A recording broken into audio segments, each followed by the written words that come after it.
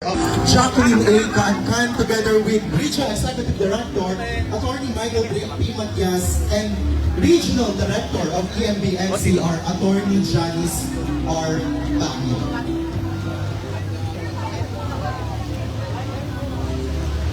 So as mentioned earlier, ladies and gentlemen, ang Permitting on Wheels ay hindi lamang po isang information drive.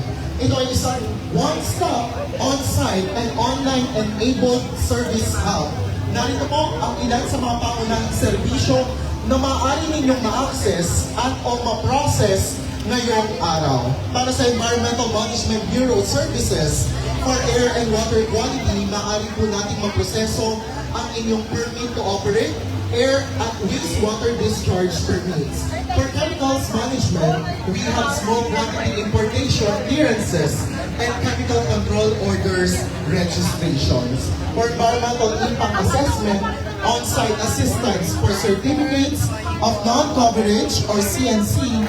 For hazardous waste, priority natin ang hazardous waste generator registration certificates at permits to transport. For cross-cutting services, kasama po rito ang Pollution Control Officer Accreditation, self-monitoring reports at compliance monitoring reports. Para sa EMB-NCR services naman, Certificate of Non-Coverage, Wastewater Discharge Permit, Permit to Operate, Hazardous Waste Generator ID, Pollution Control Officer Accreditation, at Environmental Compliance Certificate.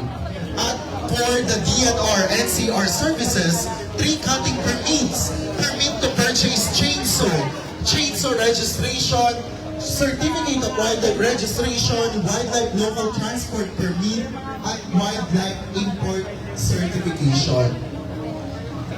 Sa kabuuan po, meron tayong 14 booths na maaari natin puntahan at para sa mas detalyeng impormasyon sa ating mga booth, narito po ang mga detalye. For booth number 1, Certificate of Conformity, Certificate of Equipment used for Vehicular Emission Testing, Third-Party Source Emission Testing for Accreditation and Air Quality Management Exhibit.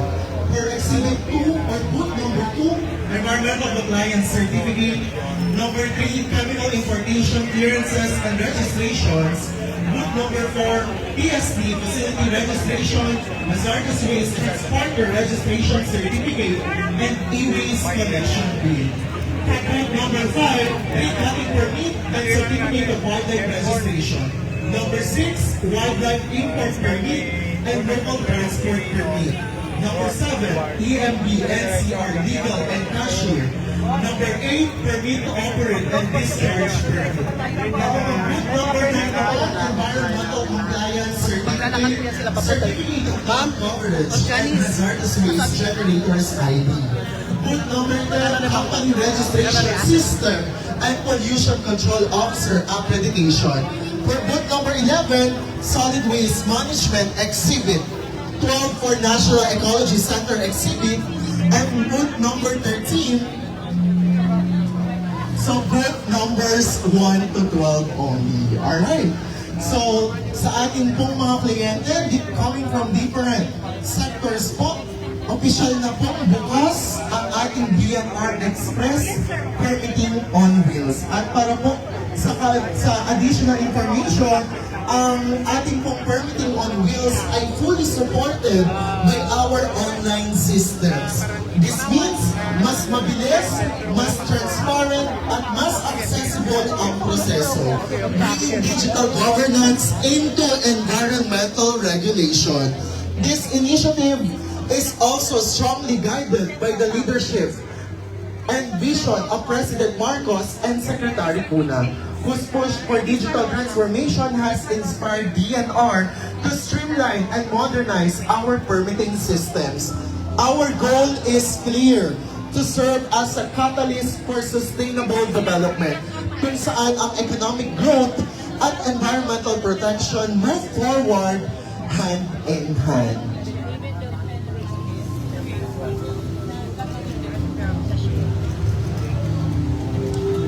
So right now, ang ating pong mga officials coming from DNR and City Government of Manila ay isinasagawa po ang walkthrough from booth number one to another para makita po kung ano ang mga serbisyong maaaring ma-avail ng ating mga kliyente ngayong araw dito sa City of Manila. At gusto lang po natin ulitin na ang launching po ito ay nangyayari din lang po dito sa City of Manila.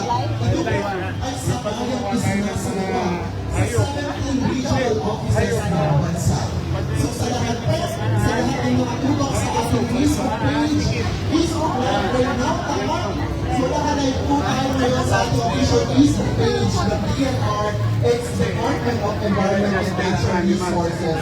So please watch and get all the details there para mas maalam po tayo pagdating sa iba't ibang serbisyo na ino-offer ng DNR at DNP. Alright? So right now, still ongoing ang walkthrough headed by our DNR Secretary Juan Valticuna together with Honorable Mayor of the City Government of Manila, Yorme Isko Moreno Domagoso. So ladies and gentlemen, don't forget the details of our goods number one. So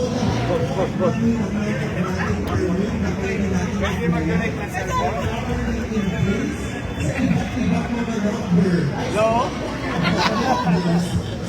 Mga electronic waste.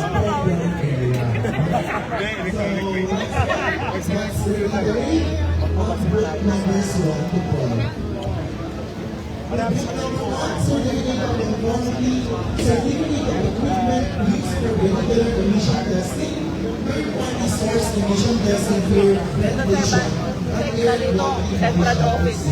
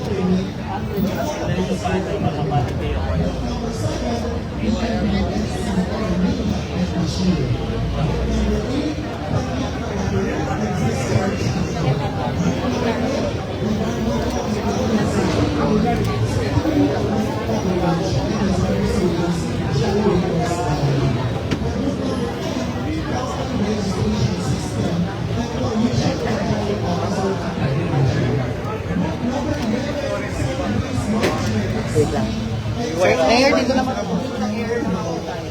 Lahat, may wire to our. Boss, may wire. ng ating mga kasama ng araw dito sa San Lorenzo Luis Plaza sa puso ng Bimog na Manila na ating kayong pumunta sa iba't ibang group numbers na kailan ng araw para ma-access lahat mag-proseso ang mga permit na ating kakakuha.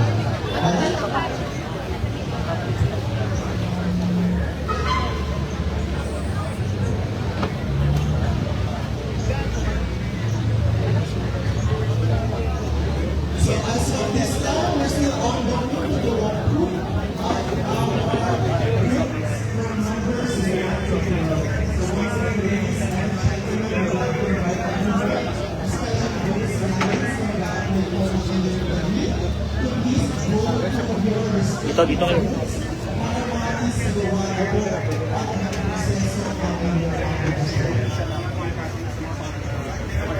Wait lang sa Oo, wait lang sa Nantay ko lang.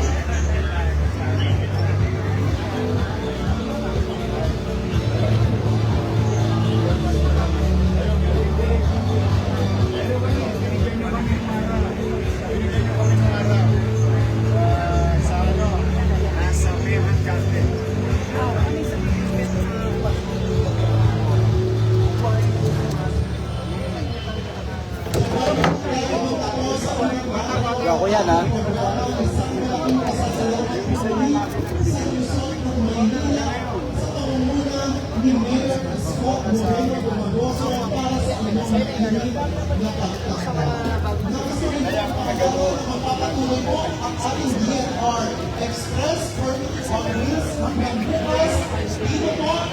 Ayun, proseso ng inyong applications. And right now po, kailangan namin ulit kayo lahat na please like, follow, and share ang official Facebook page ng Department of Environmental and Resources. Official Facebook pages of the DNR ENV regional offices. Once again, ladies and gentlemen, this is your government bringing services closer, faster, and smarter through digital innovation. This has been your host, Arizona Abad from the DNR National Corporation. Muli, isang nakakalimutan at maraming salamat sa inyong lahat. Asan yun? Hindi ba wala dito sila Senate?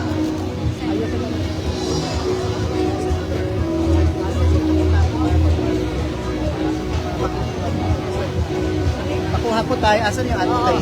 Camera. Asan dito po? Dito na lang ang camera banda oh. Para kuha yung ano tayo. Capture na lang na. Tabi-tabi. Yan.